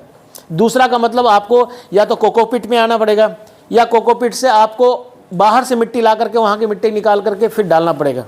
ये बहुत बड़ा डेंजरस है पॉलीहाउस के लिए। डायमंड बैक मॉथ, ये भी आपने देखा होगा गोभी वगैरह में। वैसे तो इतना बड़ा कीड़ा तो कभी नहीं था, ये तो आपको रात को उड़ते हुए नहीं। इसका जो एक्चुअल जो कीड़ा है वो बहुत डेंजरस होता है, जो सुंडी इसका होता है, पत्ते को जाला वो बना देगा। खासकर फूल गोभी, बंद गोभी वगैरह जितने भी हैं, उसको पत्तियों में छेद कर देता है ये। इसके अलावा आपको कैबेज कैटरपिलर आपको देखा होगा, आप बंद गोभी में ये सबसे ज़्यादा लगता है, फूल गोभी में थोड़ा सा कम लगता है, लेकिन बंद गोभी में तो ये पूरे पत्ते को ही जाला बना देता है। और इसमें भी नीम तेल और एक क्लोरेंट्राप्रोल जो है, ये मार्केट में मिलता है। इसके कई ब्रांड आते हैं, आप उसका स्प्रे इसमें आप कर सकते हो। बट जितने भी लीफी वेजिटेबल हैं, उसमें मैं कहता हूँ उसमें सिर्फ नीम का स्प्रे करो, जितने लीफी वेजिटेबल हैं। अगर आप रियली में हेल्थ कॉन्शियस हैं, लीफी वेजिटेबल को हम कितना भी कुछ कर लें, वो वॉसी होता है, केमिकल उसके पत्ते के अंदर जा चुका होता है। तो इसमें केमिकल का स्प्रे कम ही करना चाहिए जितने भी। लेकिन वो किसान है ना, किसान है कि मानता नहीं वाली बात है। वो तो पालक पे भी कर देता है, धनिए पे भी कर देता है, तो कोशिश नहीं करनी चाहिए। 5 ml, बिल्कुल बिल्कुल बिल्कुल, कैसे नहीं है सर। 1000 ppm का आता है, 2000 ppm का आता है। 5 ml प्रति लीटर पानी में डाल करके आप इसका स्प्रे कीजिए। You have to be very much careful about कि नीम कभी भी मारता नहीं है, ये आप याद रखना। ये दिमाग से आप निकाल लो। आप जितने लोग यहाँ बैठे हैं कि हमने मैनेज करनी है हर चीज़ को, money management, time management, study management, सब कुछ हम करते हैं। लाइफ मैनेजमेंट सब कुछ आप करते हो। पर्टिकुलर टाइम में आपने शादी, पर्टिकुलर टाइम में बच्चे, पर्टिकुलर टाइम में विवाह, ये वो सब कुछ आपको पता है। But you have to be manage, you can manage own, you can't control anything. दुनिया में किसी चीज़ पे आपका कंट्रोल नहीं है। एक हस्बैंड वाइफ और वाइफ हस्बैंड, थोड़ा सा यहाँ पे कहते हैं ना कि थोड़ा सा बात तो भी तो होनी चाहिए। बदनाम है कि एक दूसरे को कंट्रोल करते हैं, नो, मैनेज करते हैं। उसी का परिवार अच्छा है जहाँ कंट्रोल नहीं, जहाँ मैनेजमेंट होता है, चाहे वो अननोइंगली ही क्यों ना हो रहा हो। वही परिवार सुखी संपन्न माना जाता है जहाँ मैनेजमेंट पर्टिकुलर है। पूरे देश में हाहाकार है, फिर वही पॉलिटिक्स वाली बात बिल्कुल मैं नहीं कर रहा, लेकिन इंडिया में मैनेज्ड है, इसलिए अभी तक पेट्रोल के पीछे हम नहीं भाग करके आज क्लास लगा रहे हैं। तो मैनेजमेंट कहीं ना कहीं तो है। मैनेज आपके यहाँ अगर है तो आपके चार दीवारी से बातें आपके पड़ोसी तक नहीं पहुँचेगी। और मैनेजमेंट आपकी पुअर है तो जो बात आपने नहीं भी बोली है वो चार दीवार के बाहर जाएगी। This is management. आपका बेटा चुपचाप IAS बन जाएगा, दिस इज अ मैनेजमेंट। चोर बन जाएगा, this is your management, poor management. तो मैनेजमेंट हम कहीं ना कहीं करते हैं। मैंने बोला ना, हर आदमी मैनेज करता है बाय डिफ़ॉल्ट। आप यहाँ आने के पहले मैनेज किया, यू नो ओनली मैनेज। और मैनेजमेंट में सबसे टॉप में नीम है, इससे बढ़िया मैनेजमेंट नहीं है। आप even you can manage your fall army worm in maize crop में आप कंट्रोल कर सकते हो। वो कैसे करेंगे आप? जिस समय सीड लगाते हैं, सीड को ट्रीटमेंट करो आप नीम के तेल से। जब आप लगाने जाते, जैसे 2 पत्ते पहला निकलता है उस समय एक स्प्रे करो आप। तीसरा स्प्रे जैसे चौथा पत्ता, पांचवा पत्ता आता है तब आपने करनी है। छठा जो आप जब आपकी कमर की हाइट तक आ जाए तब भी आप करनी है। 3 4 5 स्प्रे आप कर दो, वो सारा सिस्टम, जैसे बोल रहा था मैंने सिस्टेमिक, वो पूरा सिस्टम ही कड़वा हो जाएगा। एक्चुअल नीम होगा तो कीड़े को पसंद ही नहीं आएगा, आपका मक्का बच जाएगा। बट ये करेगा कौन? कोई भी नहीं। उसको सीधे चाहिए इमामेक्टिन बेंजोएट, उसको सीधा चाहिए कोराजेन। इतनी सी दवाई का शीशी लेकर के पूरे खेत में हम लगा दें। कौन घास निकालता है आजकल मक्की के खेत से? सबको लॉडिस चाहिए। क्या कर लोगे आप? किसी को बथुआ खाने की चिंता है कि मैं बथुआ खाऊं? सबको घास मारने की। एक समय होगा जब कनक में घास नहीं होगा, और जब घास नहीं होगा तो पॉपुलेशन नहीं होगी दूसरी चीज़ की, फिर वो अल्टीमेटली हमारा अनप्रोडक्टिव सॉइल हो जाएगा हमारा। तो देयर इज हर चीज़ एक दूसरे से इन्फ्लुएंस्ड है। जब तक इन्फ्लुएंस नहीं रहेगा, जब तक हम एक दूसरे से जुड़े हैं, तभी तक ये सोसाइटी, समाज, ये धरती चल रही है। कोई भी चीज़ एक दूसरे से, इतने करोड़पति हो गया अमेरिका, फिर भी उसको व्यापार करना पड़ता है ना। फिर भी व्यापार करने के लिए जाना पड़ता है, अपना बनियागिरी फैलाने के लिए। दुनिया में ऐसा कोई आदमी पैदा नहीं लिया। या फिर अपनी ज़रूरतें कम कर लो, पहाड़ पे चले जाओ, बस सांस लेना है, फ्री का पानी लेना है और थोड़ा बहुत अन्न पत्ते पुत्ते खा लेने हैं, तब तो आपकी ठीक है। जहाँ ये चाहिए, ये वाला राउंड टेबल और ये माइक और ये और वो और वो और वो, फिर आप सब कुछ नहीं बना सकते। या तो आप गाड़ी का बोनट बनाते हो या गाड़ी का इंजन बनाओगे, जहाज बनाओगे या कोई मोबाइल बना रहा है, कोई असेंबल कर रहा है। तो पूरा वर्ल्ड जो है ना एक दूसरे से जुड़ा हुआ है। अमीरी का मतलब ये नहीं कि आपके घर में सब कुछ हो, ये जान लेना।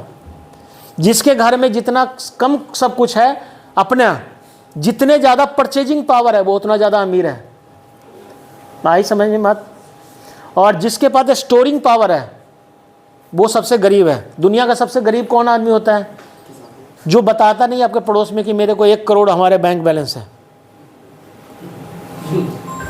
और अमीरी देखनी है तो वो कर्ज लेकर के कार ले आता है, घर बना लेता है, शादी कर लेता है। तो you have to be very much. दुनिया ये चीज़ें, नीम ऑयल के बारे में मैंने ये बात इसलिए बोला कि ये ऐसा चीज़ है ना कि ये सब कुछ है और नहीं तो कुछ भी नहीं है। हमें चाहिए तड़पता हुआ कीड़ा। बस किसान के दिमाग में हम स्प्रे करें और वो मेरे सामने वो लटकता हुआ दिखा। इसीलिए आजकल देखना, जब ऐड आता है ना कोराजेन, कभी कभी आता है किसी का, तो आप देखोगे छटपटाता हुआ दिखाएगा। ये नहीं है, ये मैनेजमेंट नहीं है। दिस इज, ये बोलते हैं ना गला दबा देना अपने घर में ही अपने बच्चों का, उसकी भी ज़रूरत है। ठीक है ना। तो इसलिए नीम को हम उतना ज़्यादा इजी नहीं ले। हमें अब जैसे इतना सब कुछ कर लिया आपने, अभी तक आपको पता नहीं कि नीम का स्प्रे कैसे करना है। कर देंगे, कोई बात नहीं है। बट ये this is one of the better management. आपको मैनेजमेंट के पीछे ही भागना है, कंट्रोल के पीछे कभी मत भागना। कंट्रोल के पीछे भागोगे तो आप पागल हो जाओगे। किसी चीज़ का कंट्रोल, एग्रीकल्चर में नहीं बोल रहा हूँ, हर चीज़ को मैनेज करिए आप, you will be success in your life. Management word आपके पास आना चाहिए, ठीक है ना। दूसरा, उसमें आपको मैंने बताया जितनी भी बातें मैंने की वो वही था, कल्चरल प्रैक्टिसेस जिसमें क्रॉप रोटेशन हम करते हैं, रेजिस्टेंट अच्छी वैरायटी लगाते हैं जिसमें वो बीमारी ना हो, proper spacing, clean cultivation. Clean cultivation is one of the best.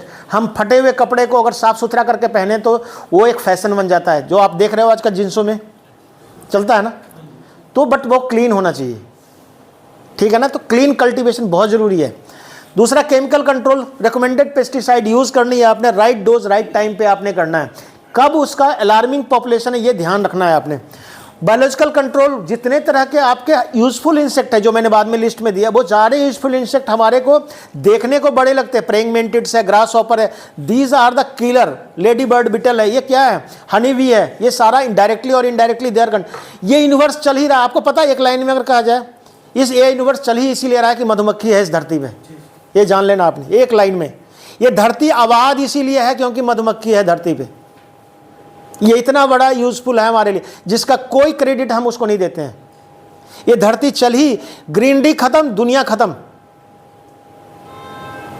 और इसको चलाने वाला, इसको आगे बढ़ाने वाला अननोइंगली मधुमक्खी है, जो बोलता है 5000 किलोमीटर 500 किलोमीटर जाकर के शाम को लौट आता है। वो इतने ज़्यादा यूजफुल हमारे लिए है। उसके बाद मैकेनिकल कंट्रोल, हैंड पिकिंग, हाथ से भी कंट्रोल करते हैं। जैसे हम रेड पंपकिन बिटल है या प्रेइंग, कई सारे होते हैं बिटल हैं जो भिंडी के में आपने फूल को खाते हुए देखा होगा, बड़ा सा कीड़ा होता है, उसको पकड़ के हम कंट्रोल करते हैं। That is also very good control. There is no going for any insecticide, उसके लिए जाने की ज़रूरत नहीं है। उसके बाद लाइट ट्रैप, आप नहीं भी है कुछ है ना, आप अपने खेत में एक लाइट ट्रैप लगा दो, 100-200 रुपये का आता है, एक लगा दो आप। अगर चोरी करने वाला नहीं है कोई तो कोई डिस्टर्ब, खेत के बीच में किसी हर फसल में लगा सकते हो आपको उसका बेनिफिट ही मिलेगा लाइट ट्रैप का, ठीक है। उसके बाद सेफ्टी मेजर वगैरह तो खैर चलो ये तो चलता ही है, इंडिया में चलता नहीं है बहुत ज़्यादा।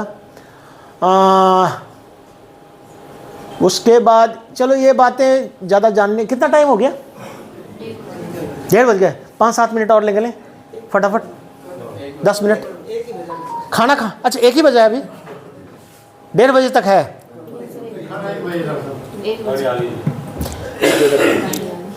कितने लोग तैयार हैं, कितने लोग आप बताओ भाई। हाँ, इसको मैं ख़त्म करना चाहता हूँ, कर दो। मैं बोलते बोलते नहीं थका, आप सुनते सुनते थक गए। अगर बाबा यहाँ होते कोई तो खाना भी छोड़ देना था। बाबा बोलते हैं ना आप लोग, जो प्रवचन देते हैं। सबसे पहली बीमारी आती है जो सबसे डेंजरस है अगर नर्सरी का, वो सबसे पहली आती है डैम्पिंग ऑफ, जिसको हिंदी में बोलते हैं, पढ़ाई किया होगा, कमर तोड़, कमर से टूट जाना, ये नाम ही इसका कमर तोड़ बीमारी है। और डैम्पिंग ऑफ है, इसमें सबसे ज़्यादा नुकसान इस टाइप से होता है, हमारी लहलहाती नर्सरी 24 घंटे के अंदर ख़त्म हो जाती है। कारण इसके बहुत सारे हो सकते हैं, लेकिन एक बहुत बड़ा कारण है मिसमैनेजमेंट, स्पेसिंग। दूसरा, पानी बहुत ज़्यादा, मॉइस्चर वहाँ हो, ह्यूमिडिटी बहुत ज़्यादा हो, गर्मी के बाद एकदम से पानी दे दिया, दोपहर में पानी दे दिया, बीज बहुत घना लगा दिया, मैं जो बेड है, क्यारी बनाया है, वो अगर आपने उठा हुआ नहीं बनाया, there are so many reason जिसके कारण से आपको डैम्पिंग ऑफ हो सकता है। और इसका इलाज कुछ नहीं है, इसको मैनेजमेंट कर लेंगे अगर तो डैम्पिंग ऑफ को कंट्रोल कर सकते हैं। Otherwise you have to go for, कि हम करते हैं सीड ट्रीटमेंट वगैरह तो हम करते ही हैं, डायथेनियम 45 और बेबिस्टिन, ये 2 चीज़ का ड्रेंचिंग बहुत ही ओल्डेस्ट पेस्टिसाइड है, फंजीसाइड जिसको हम बोल सकते हैं, बेबिस्टिन एंड डायथेनियम 45, अभी तक इसका रेजिस्टेंट नहीं बना है, ये भी एक बहुत बड़ा सरप्राइज़ है। अभी तक कार्बेंडाजिम और मेटल जो हम करते हैं तो इसको हम बहुत बढ़िया इंसेक्टिसाइड फंजीसाइड मानते हैं, इससे आपने ड्रेंचिंग करनी है। या फिर एग्रोमाइसिन वगैरह आता है, टेरामाइसिन, एग्रोमाइसिन, या उसको जो खासकर बैक्टीरिया वगैरह के लिए, ठीक है, ये सबसे डेंजरस है। दूसरा है आपका अर्ली ब्लाइट, टमाटर में, इसमें आलू में, और टमाटर, आलू और शिमला मिर्च में अर्ली ब्लाइट का बहुत ज़्यादा अटैक होता है। लेट ब्लाइट आलू में होता है, उसके पहले अर्ली ब्लाइट कई बार आती है, और अर्ली ब्लाइट, ब्लाइट का मतलब क्या होता है कि प्लांट के ग्रीनरी पोर्शन को ख़त्म कर देना। ये मोस्टली दो तरह का होता है, एक बैक्टीरियल भी होता है, एक फंगल होता है। मोस्टली फंगल ही होता है और इसको कंट्रोल नहीं करेंगे तो बहुत तेज़ी से स्प्रेड होता है और ये तभी होगा जब पर्टिकुलर टेम्परेचर इन्वायरमेंट बिल्कुल फेवरेबल होगा, तभी ये स्प्रेड करता है। और ये जहाँ जहाँ धब्बे लगेंगे धीरे धीरे एक धब्बे दूसरे से जुड़ते जाएंगे, अल्टीमेटली पूरा प्लांट आपका डैमेज हो जाएगा। उसके अलावा है लेट ब्लाइट, जो मैंने बताया टमाटर में, आजकल हिमाचल में टमाटर में बहुत ज़्यादा नुकसान कर रहा है लेट ब्लाइट। और लेट ब्लाइट से पूरा का पूरा फलता हुआ फल से भरा हुआ पौधा जो है पूरी तरह से गल जाता है। इसमें मेटालैक्सिल और मैनकोजेब, ये मैंने उसमें भी बताया है आपको। प्याज में अगर आपका जो डाउनी मिल्ड्यू है उसको कंट्रोल करने के लिए metalaxyl one of the, but अच्छे क्वालिटी का मेटालैक्सिल होना चाहिए। कृषि रसायन का आता है किसी कुछ ब्रांड का, वो बहुत ही बढ़िया है, अगर वो मिल जाए तो that is one of the best.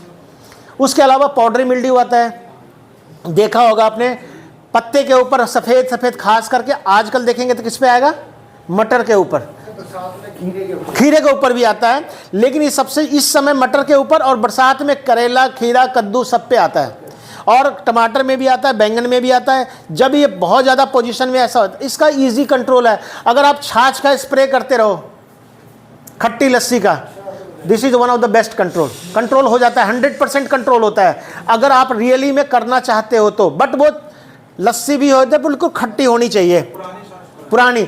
Otherwise sulphur based कोई भी फंजीसाइड आप यूज़ करते हैं, that will be very useful.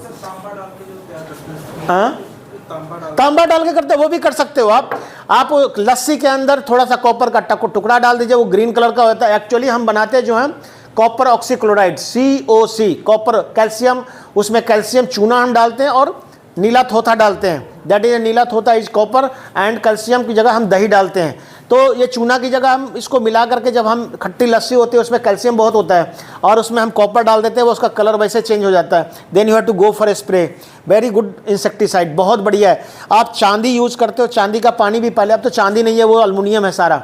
अगर एक्चुअल फंजीसाइड, इंसेक्टिसाइड का भी काम करता है ये। कॉपर ऑक्सीक्लोराइड एक ऐसा है जो बैक्टीरिसाइड है, इंसेक्टिसाइड है और फंजीसाइड है, एक ही है, याद रखना आपने। ये तीनों को कंट्रोल करता है और ये किसी तरह से हार्मफुल नहीं है, ठीक है। इसके अलावा आपको डाउनी मिल्ड्यू बता दिया, खीरा में बड़ा स्पेसिफिक नजर आएगा आपको, डॉट डॉट पीले पीले और एक सर्कुल से ढका होगा, that is a very good control. इसको भी आप, ये जब डाउनी मिल्ड्यू आ गई तो इसका पत्ता तो ऐसा दिखेगा, इसके पत्ते के नीचे देखेंगे तो रुई की तरह थोड़ा थोड़ा दिखेगा जहाँ जहाँ पर इसके पत्ते, और ये पूरा ब्लॉक को ही कंट्रोल वो करता है, पीला कर देता है और बहुत इजीली आइडेंटिफाई होता है कि इसमें डाउनी मिल्ड्यू लगी है कि पाउडरी मिल्ड्यू लगी है। भूख लगती है तो नींद कम आती है, पता आपको। ये है आपका Alternaria leaf spot. Leaf spot बहुत बढ़िया है, आप जानते हो लीफ स्पॉट इज, जैसे हम अर्ली ब्लाइट, लेट ब्लाइट की तरह था, but leaf spot is concentrated only on leaf पे ही इसका स्पॉट आता है। मैनकोजेब सब चीज़ का राम, जब कुछ समझ में नहीं आए तो आप अगर फंगस का अटैक है तो आप इसको कर सकते हो आप। इसके अलावा आपका वाइट रस्ट, फूल गोभी वगैरह में बहुत नज़र, सरसों फूल गोभी में क्या नाम है इसका, सरसों वगैरह के पत्ते के नीचे देखोगे ना आप तो दही टाइप का कुछ कुछ चिपका होता है, अगर आप क्रिटिकली कभी देखेंगे तो। This is called white rust और इसमें भी metalaxyl, it is very much effective. Metalaxyl के नाम से कोई दवाई नहीं आती, याद रखना आपने। ये कॉमन नेम है, आपको ट्रेड नेम से लेना पड़ेगा, उसमें देख लेना साल्ट जो है मेटालैक्सिल है कि नहीं, ठीक है। उसके अलावा बैक्टीरियल है, बैक्टीरियल आपका कांगड़ा डिस्ट्रिक्ट सबसे ज़्यादा बदनाम है पूरे इंडिया में, जहाँ बैक्टीरियल सबसे ज़्यादा बैंगन में लगता है। कांगड़ा डिस्ट्रिक्ट में बैंगन सक्सेसफुल नहीं है, आपने सुना भी होगा।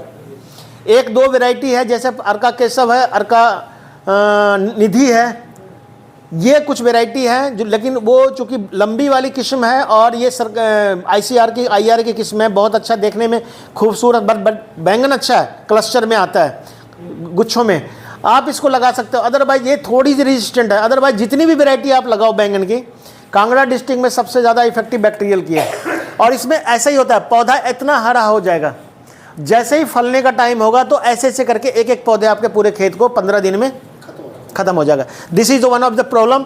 और इसके लिए हमको रेजिस्टेंट वैरायटीज सबसे मेजर है, अगर आप इसको वैरायटी को चेंज कर दें तो ये कंट्रोल हो सकता है। और इसमें आपको गवर्नमेंट, प्राइवेट सेक्टर कभी भी रेजिस्टेंट वैरायटी बहुत कम देती है, याद रखना आपने। प्राइवेट सेक्टर जो देता है वो देता है वैसी वैरायटी जिसकी प्रोडक्शन ज़्यादा हो, देखने में खूबसूरत हो। दो ही फोकस उनका होता है, प्रोडक्शन और कि बाकी किसान मैनेज खुद कर लेगा। जो सरकारी डिपार्टमेंट देगा आपको वैरायटी, ICAR, IARI, पूसा, अर्क, वो आपका IIHR बेंगलोर या आपको पंतनगर या कोई भी पालमपुर एग्रीकल्चर, ये देखने में भले खूबसूरत नहीं हो इसका फल, बट इसमें जो वैरायटी में रेजिस्टेंट होगा कि आपको इन बीमारियों के प्रति मजबूती देगा। ठीक है ना। तो इसलिए हम रेजिस्टेंट, अर्का निधि, अर्का केशव, ये वैरायटी अभी तक इसमें बढ़िया रेजिस्टेंट पाया गया है, आप इसको यूज़ कर सकते हो आप। उसके बाद आपका वायरस ना तो मरता है ना जीता है, बट सबसे ज़्यादा जैसे आपको पता कोरोना हमें मारा भी, हमें जिंदा भी। कई बोलते हैं कि हम तो जिंदा ही कोरोना के कारण है। आपने सुना है किसी से? नहीं सुना है। अगर आपके अंदर वो पर्टिकुलर वायरस रेजिस्टेंट इतना डेवलप कर दिया है कि अब आपको कोई बीमारी हो ही नहीं सकती है। ये भी रीज़न है। लोग तो बोलते हैं हार्ट अटैक का फेलियर हो गया, ये हो गया, बट वो जनरेशन वाले, उससे डाउन वाला कोरोना आएगा, वायरस आएगा तो कोई चक्कर नहीं, उससे वब वाला आएगा तब हमको कोई नुकसान हो सकता है। बट कोरोना एक्सट्रीम था। अगर कोरोना वाला जो वायरस हमको H1V1 वायरस था, वो हमारे को जो इतना ज़्यादा इफेक्टिव हो गया, रेजिस्टेंट डेवलप कर दिया कि हमारे को अब ज़रूरत नहीं है। तो ये कहते हैं कि हम लोग बदनाम उस चीज़ों को फोकस ज़्यादा कर रहे हैं कि हमने दवाई लगाई इसलिए हम मर रहे हैं, लेकिन ये नहीं कि कोरोना के कारण हम रेजिस्टेंट डेवलप कर गए। आने वाले 100-200 साल तक हो सकता है ये चीज़ें ना देख पाए जो चाइना ने किया, क्योंकि उनके पास जो वायरस था वो उन्होंने मल्टीप्लाई कर दिया था, एक्सट्रीम वाला, वो फैल गया। लेकिन अब उससे अच्छा वायरस बनाने के लिए उनको टाइम लगेगा। हो सकता है कि कोई ऐसा वायरस बने जो उससे भी पार, क्योंकि ऑलरेडी वो रेजिस्टेंट पावर हम में डेवलप हो चुका है। तो हमें घबराने वाली कोई बात नहीं है, ना भी हाथ धोए तो चलेगा। आई बात समझ में? रेजिस्टेंट मीन्स यही। कितने बच्चे हाथ धोते हैं जो गाँव में गलियों में खेलते हैं? बहुत कम। और चिप्स निकाल के खाते हैं, कुछ नहीं होता उनको। आप क्या सोचते हैं उनमें कोई सुपर पावर है? नहीं, उनमें डिफेंसिव मैकेनिज्म डेवलप हो गया है। That is the only thing. और वही हमें करना चाहिए। जितना AC कमरे में रहेंगे उतना हम कमज़ोर होंगे। ठीक है। तो ये हो गया वायरस। इससे लड़ने की कोशिश नहीं करनी है, इसको क्या करना है। और इसका सबसे बड़ा कारण व्हाइट फ्लाई है। ये जला गया व्हाइट फ्लाई जो मैं आपको बता रहा था, वहाँ से वहाँ जहाँ वो होगा वहीं ये होगा। ये भी वायरस आता है। आपने भिंडी का पौधा देखा होगा, भिंडी देखा है ना, पीले रंग का हो जाता है, देखा है? कई बार सोचते हैं कि भिंडी को खाना चाहिए कि नहीं, कभी दिमाग में आया? नहीं आया कि वो भिंडी जिसमें वायरस लग गया उसको खाना चाहिए कि नहीं? अगर आपको पूछा जाए तो, जब आपको पता कि ये वायरस सही होता है, खाना चाहिए, कोई दिक्कत नहीं है उसको। जो वायरस हमें लगता है वो प्लांट को नहीं लगता, जो प्लांट को लगता है वो हमें नहीं लगता। यह एक चीज़ तो याद रखना आपने, पहला दिमाग से कन्फ्यूज़न यही निकाल देना। आई बात समझ में? तो इसलिए खाना चाहिए कि नहीं खाना चाहिए? तो खाना चाहिए। दूसरी बात, खाने में कोई दिक्कत नहीं है, लेकिन हम भी क्यों खाएं जब हमको हमारे सामने में दूसरी दुकान में ऑप्शन है इतना बढ़िया भिंडी का, तो हम क्यों खाएं? लेकिन आप खा सकते हैं तो आप मरेंगे नहीं। आप सब्जी खरीदने जाओगे तो कौन सी सब्जी खरीदोगे? जिसमें कीड़ा लगा हो, जिसमें साफ हो।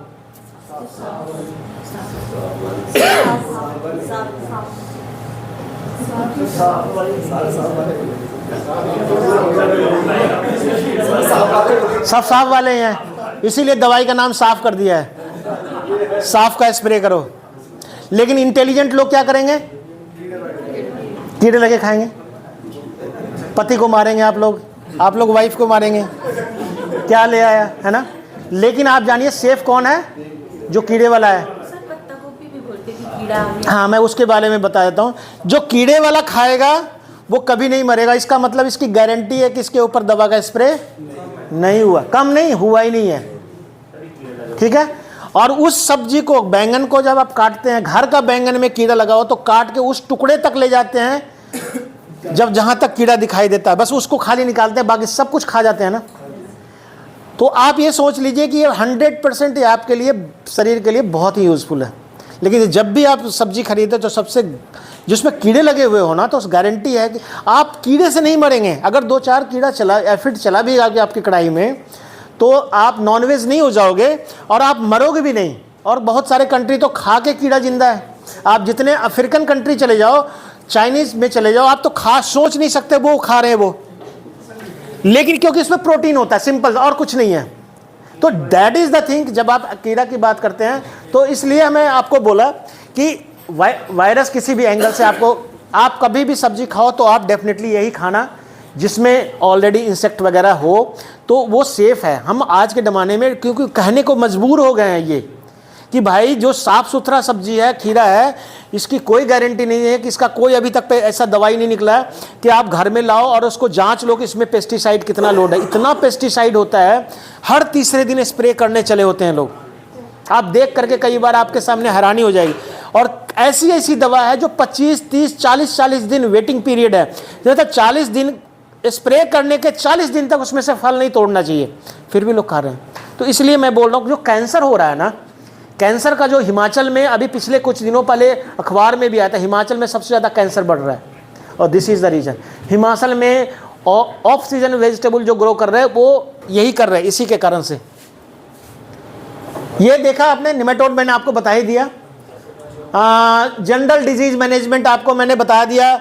आपने कल्चरल पे जाइए, फिर मैकेनिकल पे जाइए, फिर बायोलॉजिकल पे जाइए, अल्टीमेटली लास्ट में केमिकल पे जाना। आपने सीधे केमिकल नहीं उठाना आपने कि यहीं से शुरू किया और फिर इसके तरफ जाएंगे, इसका कोई इफेक्ट नहीं है, ठीक है ना। दिस इज़ नॉट, ये कोई भी इफेक्टिव नहीं है आपका। हर्बिसाइड 2 सेकंड लेंगे। हर्बिसाइड में सबसे ज़्यादा 4-5 स्लाइडें हैं। पेंडिमेथिलिन, इसको थोड़ा सा उसमें भी कवर कर लेंगे लंच के बाद वाला भी ना। पेंडिमेथिलिन दुनिया का सबसे ऐसा हर्बिसाइड है जो सभी सब्जियों में यूज कर सकते हैं, सभी सब्जियों में। कैसे यूज़ करना है लंच के बाद बताएंगे आपको, कैसे कैसे आपको यूज। इसके अलावा दूसरा जो है वो ऑक्सीफ्लोराफेन, प्याज और लहसुन में सबसे ज़्यादा इफेक्टिव, सबसे ज़्यादा इफेक्टिव। कैसे यूज़ करना है लंच के बाद बताऊंगा मैं आपको। उसके बाद आपका तीसरा है फ्लूक्लोरालिन, बैसालिन के नाम से आता था, पहले भी आता था, ये अभी भी है, बड़ी पुरानी हर्बिसाइड्स है ये। इसको हम यूज करते थे और ये भी हमारे लिए एग्रीकल्चर में कब यूज़ करना है। उसके अलावा एलाक्लोर, लासो के नाम से आता था, अभी इसको भी यूज़ करते हैं, एलाक्लोर को भी, ये भी वेजिटेबल में यूज़ होता है। उसके बाद quizalofop ethyl, that is a Targa super के नाम से आता है, बाजार में बहुत ज़्यादा बिकता है और ये पोस्ट इमर्जेंट हर्बिसाइड है, यानी कि सब्जी को लगाने के बाद हम स्प्रे कर सकते हैं इस हर्बिसाइड्स को। तो और ये सभी सब्जियों में करीब सभी सब्जियों में हम कर सकते हैं, क्यूजालुफॉफ जो है। उसके अलावा था ग्लाइफोसेट, अगर पूरे खेत की सफाई करनी है, हमको नई क्रॉप लगानी है, उसके पहले हम ग्लाइफोसेट को करते हैं कि वो घास 6 महीने 5 महीने के लिए बिल्कुल ना आए, तो हम ग्लाइफोसेट की तरफ जाते हैं। दूसरा पैराक्वेट ग्रेमेक्सोन के नाम से आता है, जिसको हम यूज़ करते हैं पूरे खेत में कि इमीडिएट आज स्प्रे किया कल घास खत्म, 24 घंटे के अंदर घास खत्म करनी है, तो we have to go for paraquat. ये कॉन्टैक्ट हर्बिसाइड है। और दूसरा जो था आपको मैंने पहले बताया था, that is A systemic insecticide herbicides, ठीक है। और उसके अलावा मेट्रीब्यूजिन है जो आजकल आलू में बहुत ज़्यादा यूज़ होता है, घास खरपतवार पोस्ट इमरजेंस है, टमाटर में हम यूज़ करते हैं, तो ये मेट्रीब्यूजिन है आपका। और उसके बाद ब्यूटाक्लोर है, ये भी बहुत पुरानी है, ब्यूटाक्लोर पहले यूज़ करते थे। इमेज़ेथापायर आजकल निकला एक बड़े अच्छा हर्बिसाइड है, जो सब ये सारे मैं जो बता रहा हूँ ये सब्जियों के लिए है। इमेज़ेथापायर मटर में आजकल बहुत यूज़ हो रहा है, जहाँ मटर लगा रहे हैं वहाँ पर एक मटर की लहलहाती फसल के ऊपर भी आप इसको स्प्रे कर सकते हो। क्या बोलते हैं इसको, मूंग में कर सकते हो आप, सोयाबीन में कर सकते हो आप, और मूंगफली में कर सकते हो आप, और आपका माह में कर सकते हो। ये सब पे आप पोस्ट इमरजेंस, बहुत कम हर्बिसाइड्स हैं जो पोस्ट इमरजेंस है, यानी कि फसल के लहलहाती फसल के ऊपर स्प्रे किए जाने वाले बहुत कम हर्बिसाइड्स हैं, उसमें ये भी एक है इमेज़ेथापायर। हर्बिसाइड्स का कैबेज में करना है, कौन कौन से हर्बिसाइड्स वगैरह मैंने दे रखे हैं इसमें, और बाकी मेजर। उसके बाद आपको ये भी है टोमेटो, चिली, ओकरा, कुकर बीट्स, अनियन, ये हैं। लेकिन इन लास्ट में सारा कुछ हमने देख लिया। Ultimately we have to concentrate on this. ये सारे भी मुझे चाहिए, ये मरने नहीं चाहिए, इसमें मधुमक्खी भी चाहिए, हनी भी चाहिए, ये भी प्रेइंग मेंटिस भी चाहिए, बिटल भी चाहिए, ये जो मैंने आप लिखे बिटल वो भी चाहिए, ये सब। ये गंधी कीड़ा है, आपने देखा होगा धान के खेत में बदबू आती है ना, जो बदबू करता है वो बहुत फ़ायदा करता है। ये हमारे हार्मफुल कीड़े को खाता है, ये रस भी चूस लेता है। हाँ बिल्कुल आप बोल रहे हैं, लेकिन ये है कि ये कुछ है। हाँ बोलिए बोलिए। सूख जाती है। मैं ये नहीं कह रहा हूँ कि ये होना चाहिए, लेकिन ये अगर नहीं रहे तो हमारे एक रोटेशन में ये कुछ ऐसे कीड़े को भी खाता है जो हम सोच नहीं सकते, जिसके पॉपुलेशन को कंट्रोल, ये एक्चुअली वे प्रीडेटर हैं, उनको मारते भी हैं। ऐसा नहीं है कि अगर ये वाला कीड़ा है, सपोज ये है, सपोज इसको एफिड को खा रहा है, तेला को, अगर तेला नहीं मिलेगा तो ये मर जाएगा, नहीं, इसका फूड हैबिट ऐसा है ना, हो सकता है हमारे को डैमेज कर, लेकिन अगर उसके पास बहुत सारे थाली लगा, पूरा ब्रह्मांड लगा हुआ है, फिर वो चुनेगा सबसे पहले इसको खाने के लिए, तो इसका फर्स्ट चॉइस जो होगा वो पिज़्ज़ा होगा, उसके बाद चपाती, सूखी चपाती पे आएगा, तो पिज़्ज़ा इसके लिए एफिड ही है। ये तो बच्चे वगैरह खेलते थे पहले। हाँ हाँ हाँ हाँ, ये भिंडी के ऊपर बहुत होता है, भिंडी के ऊपर, और लेकिन भिंडी का ये बहुत बढ़िया कंट्रोल भी करता है, बट नुकसान, वही मैं बोल रहा हूँ ना कि ये ज़रूरी हैं, बट ये नहीं है कि ये इसके बिना हम ये इनको कंट्रोल नहीं करना, इनको थोड़ा रहने भी देना है, ये हमारी पॉपुलेशन के लिए बहुत ज़रूरी है, हमारे यूनिवर्स के लिए। लास्ट स्लाइड है शायद, आई थिंक सो।